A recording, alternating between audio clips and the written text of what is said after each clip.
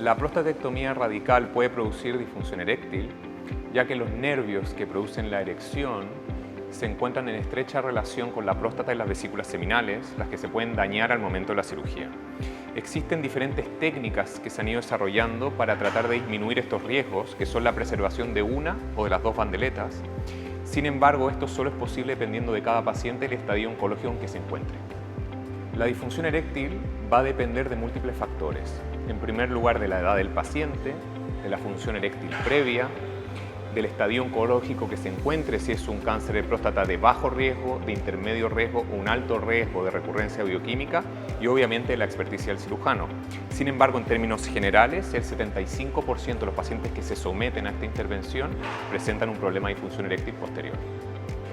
Creo que la explicación debe ir enfocada a 4 áreas. En primer lugar, explicar que la cirugía puede tener un efecto en la erección, en la calidad de erección del paciente. Sin embargo, también hay que hablar de otras áreas sexuales que se pueden afectar. En segundo lugar, los problemas eyaculatorios, o sea, el paciente ya no va a eyacular nunca nada. Va a haber lo que se llama un orgasmo seco, en el cual ya no hay salida de líquido seminal. Hay que explicar los cambios que ocurrirán con el orgasmo, que en algunos pacientes se puede producir dolor inicialmente con el orgasmo, que se llama disorgasmia. En otros pacientes se puede producir el escape de orina al momento del orgasmo, que se llama climaturia. Y otros pacientes también pueden mencionar que la intensidad del orgasmo o su duración pueden verse afectados. Y el cuarto ítem es siempre hablar que, como hay una cirugía radical de próstata, pueden haber cambios posteriores en el pene, en el cual el pene se puede acortar un poco o pueden existir curvaturas que se llama enfermedad de Peyronie. Es importante ver si el paciente está interesado o no en el área sexual. Si el paciente no está interesado, entonces todo esto lo podemos descartar.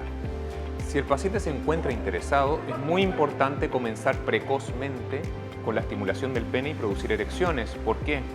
Porque el pene tiene una musculatura especial, que es una musculatura lisa, y que en caso de haber ausencia de erecciones, va a hacer que la respuesta al tratamiento sea menor.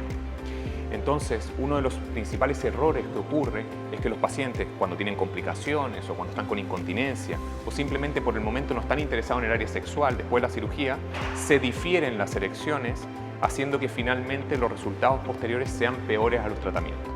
La estrategia debiese ser individualizada. Lo importante es el resultado de obtener erecciones en ese paciente y uno puede utilizar diferentes herramientas terapéuticas para lograr esto. Comenzar con los inhibidores, que son los fármacos que usamos más ampliamente, pero pasar rápidamente a la inyección intracavernosa en caso de que no haya respuesta a la medicación oral. Todo paciente que se va a someter a una prostatectomía radical en la Fundación Puigvert tiene una evaluación previa por el equipo de andrología, en el cual al paciente le explicamos los cambios que pueden o van a suceder después de la cirugía, pero además ahí vemos y hacemos una evaluación de su función sexual previa para ver cómo mantenerla después de la cirugía.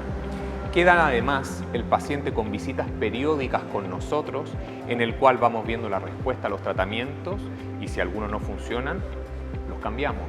Y a modo de resumen, lo importante es que el paciente logre tener erecciones, que la mayoría de las veces los inhibidores, que son los fármacos más ampliamente utilizados, no tienen una respuesta suficiente.